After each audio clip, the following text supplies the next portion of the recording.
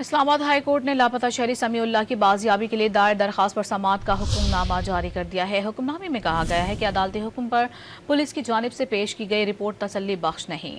آئی جی اسلام آباد کی جانب سے ناقص کارکردگی کا مظاہرہ کیا گیا، جس پر آئی جی اسلام آباد کے خلاف کرمنل مقدمہ بھی درج کیا جا سکتا ہے۔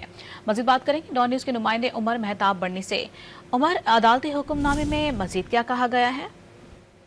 جی بالکل، اسلام آباد ہائی کورٹ کے جسٹس محسن اختر کیانی نے کی جانب سے جاری تحریری فیصلے میں کہا گیا ہے کہ آئی جی اسلام آباد کی جانب سے ناقص کارکردگی کا مظاہرہ کیا گیا، شہری کو اٹھانے والی گاڑی تک کا پتہ نہ چلایا جا سکا، جو ویڈیو میں صاف نظر آ رہی ہے۔ لاپتہ شہری کی بازیابی کے لیے آئی جی اسلام آباد کو 3 دن کی مہلت دی جاتی ہے۔